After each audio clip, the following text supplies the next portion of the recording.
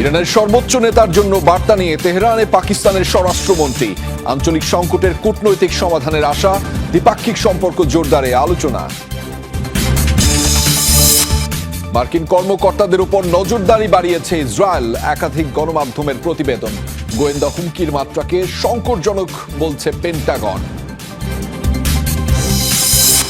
ভারতের শিক্ষামন্ত্রীকে 7 দিনের মধ্যে বরখাস্তের আলটিমেটাম ককরোচ জনতা পার্টির। তরুণদের আন্দোলনে নেতৃত্ব দিয়ে আলোচনায় অভিজিৎ দীপকে।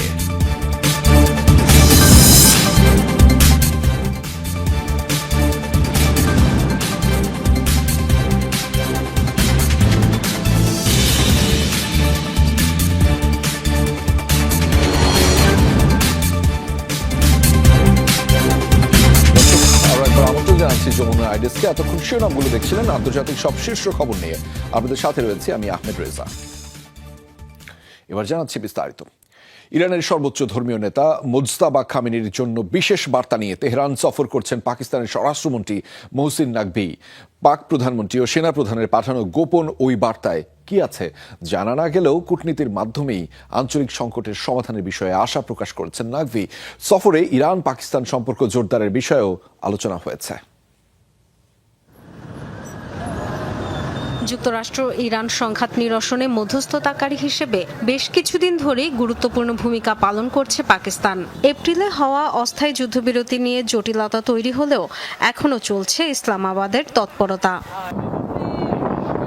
এবার পাকিস্তানের প্রধানমন্ত্রী শেহবাজ শরীফ এবং সেনাপ্রধান ফিল্ড মার্শাল আসিম মুনিরের পক্ষ থেকে বিশেষ বার্তা নিয়ে তেহরান গিয়েছেন স্বরাষ্ট্রমন্ত্রী মোহসিন নাকভি। ইরানের স্বরাষ্ট্রমন্ত্রী ইস্কান্দার মোমেনির সাথে বৈঠকের পর জানিয়েছেন, বর্তমান আঞ্চলিক পরিস্থিতি নিয়ে এই বার্তা অত্যন্ত গুরুত্বপূর্ণ।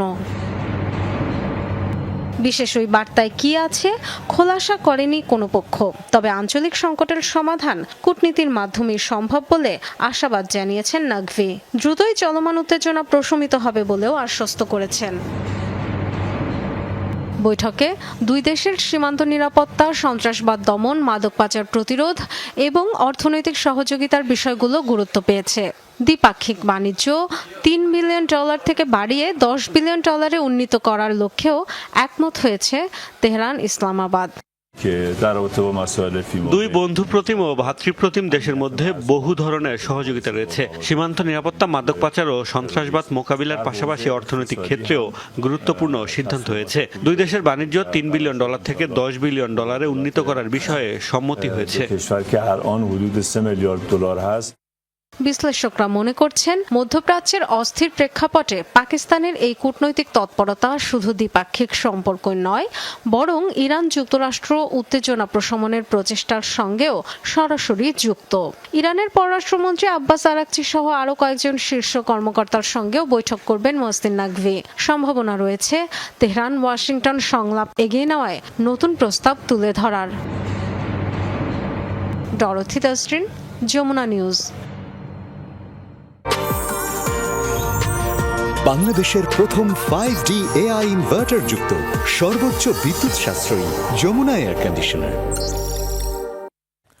এবার ইরানের জব্দকৃত অর্থ আরব মিত্রদের দেওয়ার পরিকল্পনা করছে যুক্তরাষ্ট্র। ইরানের হামলার ক্ষয়ক্ষতি কাটিয়ে উঠতে এসব অর্থ তাদের ব্যবহার করতে দিতে পারে ট্রাম্প প্রশাসন।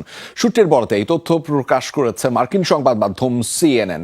সংবাদ মাধ্যমটি জানিয়েছে, প্রক্রিয়ার শুরুতে দেশটির অর্থ মন্ত্রণালয় উপসাগরীয় দেশগুলোর পরিস্থিতি মূল্যায়ন করবে, পাশাপাশি ক্ষয়ক্ষতি কাটিয়ে উঠতে আনুমানিক ব্যয়ের হিসাব চাইবে। তবে আনুষ্ঠানিকভাবে এখনও এ বিষয়ে কোনো তথ্য দেয়নি ওয়াশিংটন। এখন পর্যন্ত ইরানের পক্ষ থেকেও কোনো প্রতিক্রিয়া জানানো হয়নি।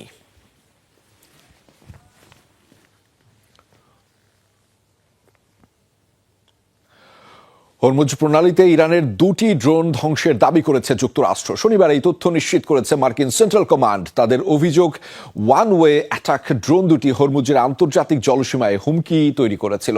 বিবৃতিতে আরও বলা হয়, তেহরানের যে কোনো হামলা ঠেকাতে প্রস্তুত রয়েছে মার্কিন বাহিনী। যুদ্ধবিরতির আলোচনা নিয়ে অচল অবস্থার মধ্যেই সম্প্রতি পাল্টাপাল্টি হামলা শুরু করেছে ওয়াশিংটন এবং তেহরান। তাদের এসব পদক্ষেপে তৈরি হয়েছে নতুন করে যুদ্ধ শুরুর শঙ্কা।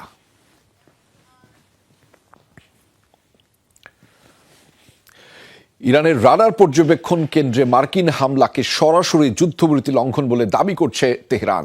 যুক্তরাষ্ট্রকে হুঁশিয়ারি দিয়ে ইরান বলেছে পরবর্তী যে কোনো উত্তেজনার দায় ওয়াশিংটনকে নিতে হবে।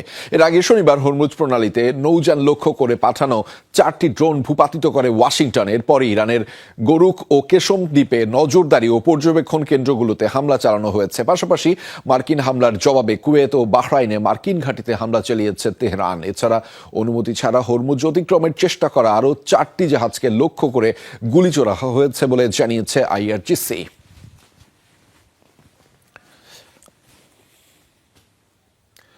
যুদ্ধবিরতি উপেক্ষা করে লেবাননে বর্বরতা চালিয়ে যাচ্ছে ইসরায়েলি বাহিনী। শনিবার দেশটির দক্ষিণে নির্বিচারে হামলায় প্রাণ গেছে কমপক্ষে 10 জনের। এদের মধ্যে 3 জন সেনা সদস্য। তারা হলেন ব্রিগেডিয়ার জেনারেল উইসাম সাবরা, ক্যাপ্টেন এলি খুরি এবং সেনা সদস্য হুসাইন গাজাল।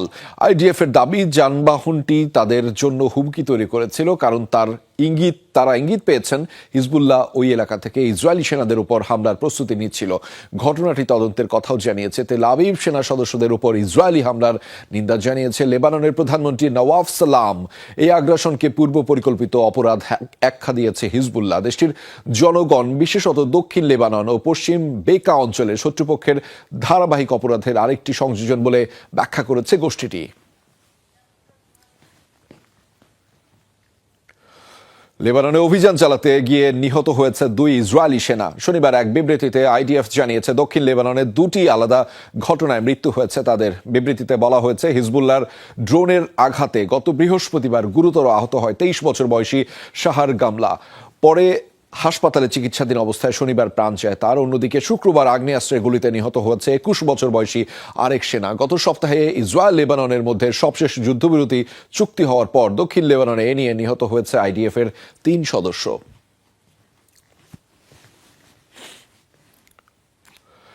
যুক্তরাষ্ট্রের শীর্ষ কর্মকর্তাদের উপর ব্যাপক হারে গোয়েন্দা নজরদারি বাড়িয়েছে ইসরায়েল। তাদের এই আগ্রাসী আচরণ নিয়ে বেশ উদ্বিগ্ন পেন্টাগন। সংশ্লিষ্ট কর্মকর্তাদের বরাতে এই তথ্য প্রকাশ করেছে মার্কিন সংবাদ মাধ্যম নিউ ইয়র্ক টাইমস ও এনবিসি। তাদের রিপোর্টে বলা হয়েছে এই ইস্যুতে অভ্যন্তরীণ প্রতিবেদন প্রকাশ করেছে পেন্টাগনের গোয়েন্দা সংস্থা ডিআইএ। ইসরায়েলের তৎপরতার জেরে গোয়েন্দা হুমকির মাত্রা সর্বোচ্চ পর্যায়ে উন্নীত করেছে ওয়াশিংটন। ইরান ও লেবানন ইস্যুতে ক্রমেই বাড়ছে ইসরায়েল ও যুক্তরাষ্ট্রের দূরত্ব। বেনিয়ামিন নেতানিয়াহুর সাথে ডোনাল্ড ট্রাম্পের সম্পর্কের তিক্ততাও বাড়ছে।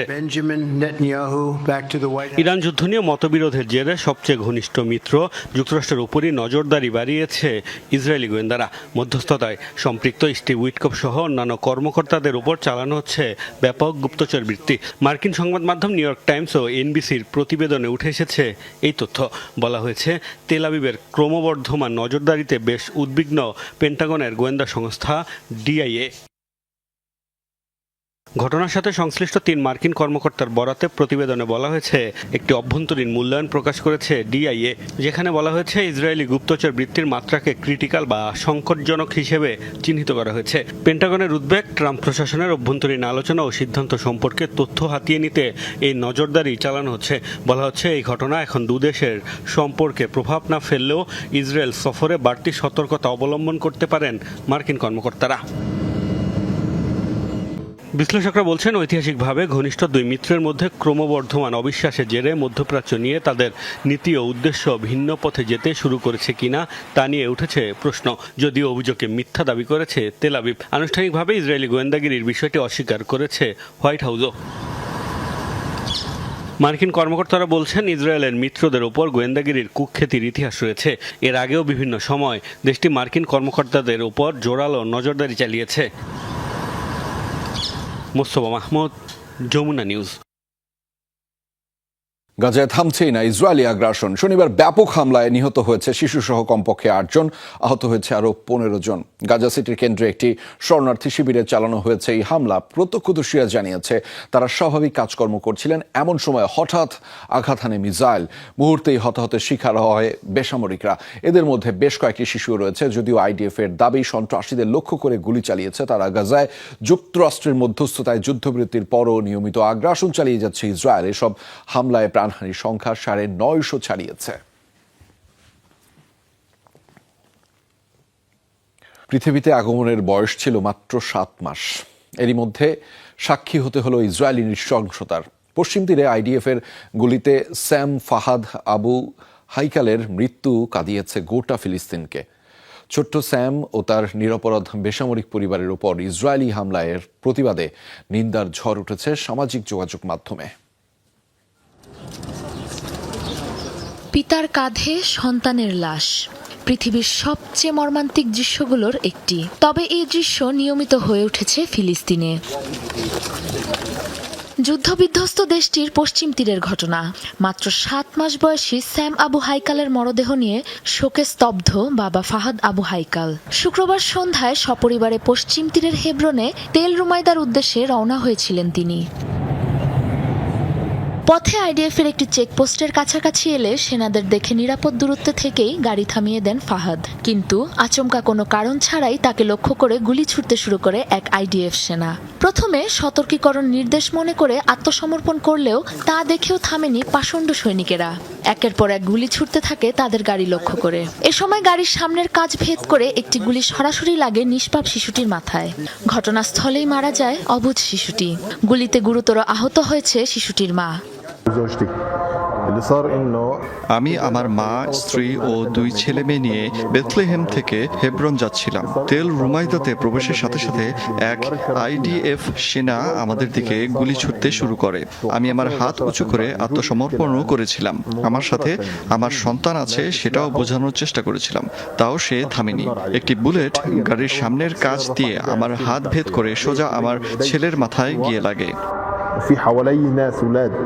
আত্মপক্ষ সমর্থনে ইসরায়েলি বাহিনী জানায়, হেব্রনে একটি অভিযান চালানোর সময় দ্রুতগতিতে গাড়িটিকে এগিয়ে আসতে দেখে আত্মরক্ষায় গুলি চালিয়েছে তারা। পৃথিবীতে আসা থেকে শহীদ হওয়া পর্যন্ত মাত্র 7 মাস আয়ু নিয়ে এসেছিল আমার সন্তানটি। ও সবার দিকে তাকিয়ে হাসতো, সেটা যেই হোক না কেন। খুব জলদি সবার আপন হয়ে যেত। প্রাথমিক তদন্তে জানা গেছে, গুলিতে জখম ফিলিস্তিনিরা সবাই ছিল নিরাপরাধ বেসামরিক নাগরিক। ঘটনাটি খতিয়ে দেখার কথা জানিয়েছে ইসরায়েল। একাধিক মানবাধিকার সংস্থার রিপোর্ট অনুযায়ী গেল 2 বছর 8 মাস ধরে চলমান ইসরায়েলি নৃশংসতায় শুধুমাত্র গাজা উপত্যকাতেই প্রাণ গেছে 20,000-এরও বেশি শিশুর। পশ্চিম তীরে এই সংখ্যা ঠেকেছে 240 জনে। সাবরিনা নুসরাত, যমুনা নিউজ। 7 দিনের মধ্যে ভারতের শিক্ষামন্ত্রীকে বরখাস্তের আলটিমেটাম দিয়েছে আলোচিত ককরোচ জনতা পার্টি। তা না হলে দেশব্যাপী ব্যাপক বিক্ষোভের হুঁশিয়ারি দিয়েছে প্ল্যাটফর্মটি। সাংবাদিকদের সঙ্গে প্রশ্নোত্তর পর্ব চলাকালে এই ঘোষণা দিয়েছেন সিজেপি মুখপাত্র সৌরভ দাস ও আশুতোষ রাঙ্কা। এ সময় ভারতের বিভিন্ন স্থান থেকে বিক্ষোভে অংশগ্রহণকারীদের ধন্যবাদ জ্ঞাপন করেন সিজেপি নেতারা। এর আগে শনিবার বিক্ষোভ চলাকালে বিকেল 5টার মধ্যে শিক্ষামন্ত্রী ধর্মেন্দ্র প্রধানের পদত্যাগের আলটিমেটাম দিয়েছিল ককরোচ জনতা পার্টি। আনুমানিক 6 থেকে 7 হাজার মানুষ অংশ নিয়েছিল বিক্ষোভটিতে। অল্প সময়ের মধ্যেই ভারতের রাজনীতিতে আলোচনার তুঙ্গে অভিজিৎ দীপকে। আম আদমি পার্টির সঙ্গে যুক্ত থাকলেও রাজনীতির মাঠে তেমন পরিচিতি ছিল না তার। সেই অভিজিৎ অনলাইনে স্যাটার পেজ খুলে বিদ্যমান সরকার ব্যবস্থা নিয়ে তরুণ প্রজন্মের অসন্তোষ আর হতাশার জেরে পেয়েছেন ব্যাপক সাড়া। 30 বছর বয়সী এই অনলাইন অ্যাক্টিভিস্টের ককরোচ জনতা পার্টি এখন সামাজিক মাধ্যম থেকে পৌঁছে গেছে রাজপথে। যুক্তরাষ্ট্রের মতো দেশে উন্নত প্রবাসী জীবন ফেলে ভারতে ফিরে নিজেই দিচ্ছেন আন্দোলনের নেতৃত্ব।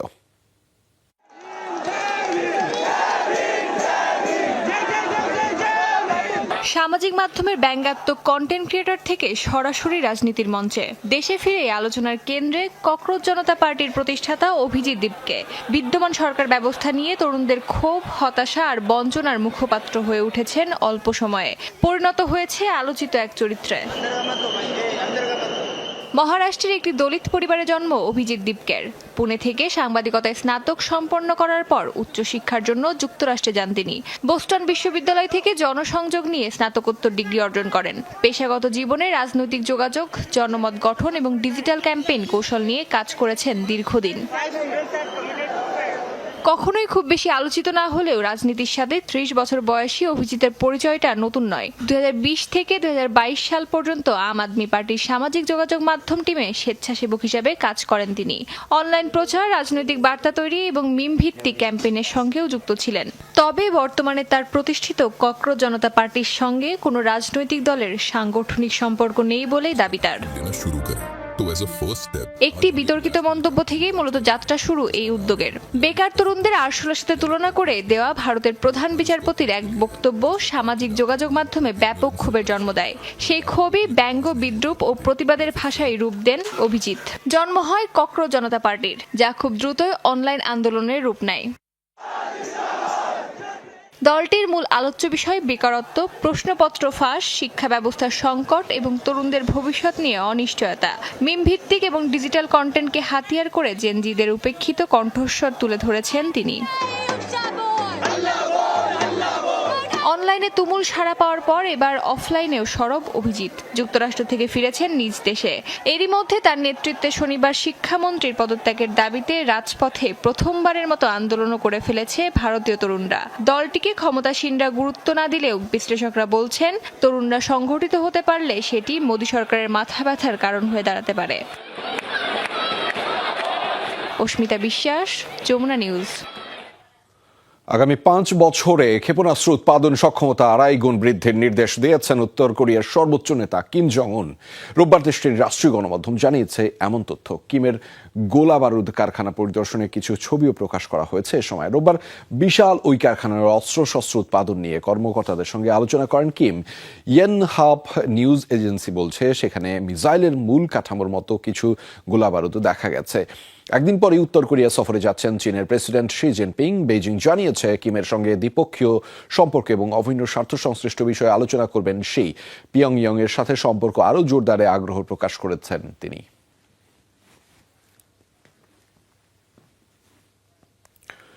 রাশিয়ার বৃহত্তম তেল পরিশোধনাগার অ্যান্টিপিনাস্কি শোধনাগারে ভয়াবহ অগ্নিকাণ্ডের ঘটনা ঘটেছে।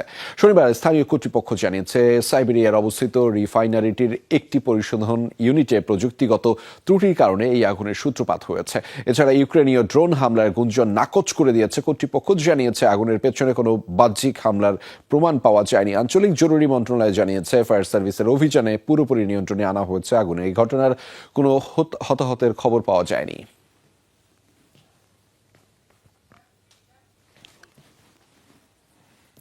2025 সালে বিশ্বজুড়ে $1,000 কোটি সমরাস্ত্র বিক্রি করেছে তুরস্ক। গেল 2 বছরে দেশটির সামরিক সরঞ্জাম বিক্রির পরিমাণ বেড়েছে দ্বিগুণেরও বেশি। সাশ্রয়ী মূল্য, দ্রুত সরবরাহ এবং নতুন প্রজন্মের এসব অস্ত্র এরই মধ্যে বিভিন্ন যুদ্ধে কার্যকারিতা প্রমাণ করতে সক্ষম হয়েছে। ফলে এশিয়া, মধ্যপ্রাচ্য সহ বিভিন্ন অঞ্চলের অন্তত 40টি দেশে এখন তুর্কি অস্ত্রের নিয়মিত ক্রেতা। শত্রুর কাল্পনিক অবস্থান লক্ষ্য করে ট্যাঙ্ক থেকে ছোড়া হচ্ছে গোলা। সফলভাবে আঘাত হানছে লক্ষ্যবস্তুতে। অন্যদিকে শত্রুর অবস্থানে আঘাত হানতে প্রস্তুত বিভিন্ন ধরনের অ্যাটাক হেলিকপ্টার, রকেট, মেশিনগান এবং বিভিন্ন পাল্লার ক্ষেপণাস্ত্র বহনে সক্ষম এসব হেলিকপ্টার গেল মাসে একটি সামরিক মহড়ায় নিজেদের এসব সমরাস্ত্রের সক্ষমতা প্রদর্শন করে তুরস্ক। মহড়ায় বিভিন্ন ধরনের ফাইটার জেট, যুদ্ধজাহাজ এবং সাজোয়াজানের প্রদর্শনীয় হয়। এর পাশাপাশি তুলে ধরা হয় আলোচিত বায়রাক্তার সহ বিভিন্ন ধরনের ড্রোনও। সামরিক খাতে সর্বাধুনিক প্রযুক্তি, স্বল্প মূল্য আর দ্রুত সরবরাহের নিশ্চয়তার কারণে বিশ্বজুড়ে জনপ্রিয়তা বাড়ছে তুরস্কের সামরিক সরঞ্জামের। প্রেসিডেন্ট এরদোয়ানের দৃঢ় নেতৃত্ব এবং সঠিক বিনিয়োগের ফলে এই অভাবনীয় সাফল্য। একসময়ই যেসব প্রযুক্তির জন্য আমাদের বিদেশের উপর নির্ভর করতে হতো, আজ তা আমাদের নিজেদের প্রকৌশলীরাই তৈরি করছেন। সম্পূর্ণ নিজস্ব সম্পদ ব্যবহার করে আমরা এখন বিশ্বমানের প্রযুক্তি তৈরি করছি। ইউরোপ, এশিয়া, আফ্রিকার বিভিন্ন দেশের সামরিক বাহিনী কিনছে তুরস্কের এসব সমরাস্ত্র। 2023 সালে যেখানে $450 কোটি অস্ত্র রফতানি করে, 2025 সালে এসে তা 1000 কোটি ছাড়িয়ে যায়। বিশ্বজুড়ে ব্যবহৃত সামরিক ড্রোনের প্রায় 65% সরবরাহ করছে তুরস্ক। এছাড়া গোলাবারুদ, যুদ্ধজাহাজ এবং আকাশ প্রতিরক্ষা ব্যবস্থাতেও আস্থা অর্জন করেছে দেশটি। সম্প্রতি ইন্দোনেশিয়া 48টি তুর্কি ফাইটার জেট কেনার চুক্তি করে। তুরস্কের প্রতিরক্ষা খাতের এই সাফল্যের পেছনে রয়েছে বেশ কয়েকটি প্রতিষ্ঠান, যার মধ্যে অন্যতম বায়রাক্তার, তুর্কি অ্যারোস্পেস ইন্ডাস্ট্রিজ এবং আরকা ডিফেন্স। দেশটির প্রতিরক্ষা মন্ত্রণালয়ের লক্ষ্য আগামী 2 বছরের মধ্যে রফতানি $2,000 কোটি ছাড়ানো। মীর মুশফিকা হাসান, যমুনা নিউজ। আবারও ম্যাস শুটিং হয়েছে যুক্তরাষ্ট্রে। ওহাইওতে আততায়ীর হামলায় আহত হয়েছেন কমপক্ষে 12 জন। জানা গেছে শনিবার টলেডো শহরে চলছিল ওল্ড ওয়েস্ট এন্ড নামের একটি উৎসব। উপস্থিত ছিলেন সব বয়সের শত শত মানুষ। হঠাৎ করেই প্রবেশ করে কালো পোশাক ও মুখোশ পরা 2 বন্দুকধারী। এলোপাতাড়ি গুলি চালানো শুরু করে তারা। উৎসব মুখর পরিবেশে মুহূর্তেই ছড়িয়ে পড়ে আতঙ্ক। গোলাগুলির পর পালিয়ে যায় হামলাকারীরা। গুলিবিদ্ধদের মধ্যে 2 জনের অবস্থা আশঙ্কাজনক। সন্দেহভাজনদের খোঁজে তল্লাশি চালাচ্ছে পুলিশ। যুক্তরাষ্ট্রের গান ভায়োলেন্স আর্কাইভের তথ্য অনুযায়ী চলতি বছর এ পর্যন্ত 171টি ম্যাস শুটিং এর ঘটনা নথিভুক্ত করা হয়েছে।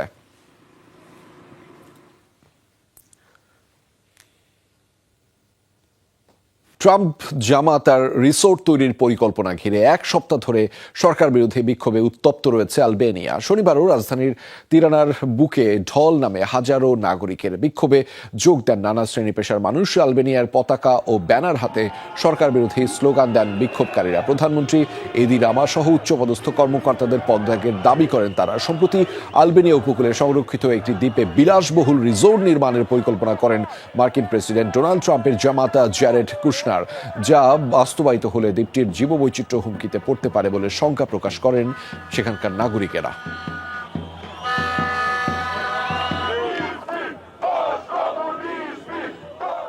জাপানে বছরের সবচেয়ে বড় লাইভ ফায়ার সামরিক মহড়া অনুষ্ঠিত হয়েছে রোববার মাউন্ট ফুজির কাছে। ফুজি কম্প্রেহেন্সিভ ফায়ার পাওয়ার এক্সারসাইজ নামের এই মহড়ায় জাপানের প্রায় 3,000 সদস্য অংশ নেন। স্থানীয় গণমাধ্যমের তথ্য অনুযায়ী এতে প্রায় 70 টন গোলাবারুদ ব্যবহার করা হয়েছে। এবছরের মহড়ায় জাপানের নতুন হাইপারসনিক ক্ষেপণাস্ত্র ব্যবস্থা type 25 hyper velocity gliding projectile সিস্টেমও প্রদর্শন করা হয়েছে। প্রতিরক্ষা মন্ত্রণালয় বলছে এই অস্ত্র মূলত দূরবর্তী দ্বীপগুলোর প্রতিরক্ষার জন্য তৈরি। এর পাশাপাশি চলতি বছরের এপ্রিল মাসে জাপান তাদের অস্ত্র রপ্তানি নীতিতে বড় পরিবর্তন আনে, যার ফলে যুদ্ধজাহাজ ও ক্ষেপণাস্ত্র সহ বিভিন্ন সামরিক সরঞ্জাম রপ্তানির সুযোগ আরও সহজ করা হয়েছে। ইকুয়েডরে ভয়াবহ আগুন ছড়িয়ে গেছে একটি বন্দরে। পুড়ে গেছে 35টি নৌযান। শনিবার মান্তা শহরের বন্দরে হয়েছে এই অগ্নিকাণ্ডের ঘটনা। ছোট বড় জাহাজ তৈরি করা হয় ওই এয়ার এলাকাটিতে। তীর থেকে প্রায় 80 মিটার দূরে নোঙর করা ছিল নৌযানগুলো। স্থানীয় সময় দুপুরের দিকে হঠাৎ করেই ছড়িয়ে পড়ে আগুন। ঘন কালো ধোঁয়ায় ছেয়ে যায় চারপাশ। আগুন ধরে যায় একের পর এক মাছ ধরা নৌকায়। 14টি বড় নৌকা ও 21টি ছোট নৌকা পুড়ে যায় আগুনে। ফায়ার সার্ভিসের পাশাপাশি আগুন নেভাতে কাজ করে স্থানীয়রাও। তবে অগ্নিকাণ্ডের কারণ জানা যায়নি এখনো।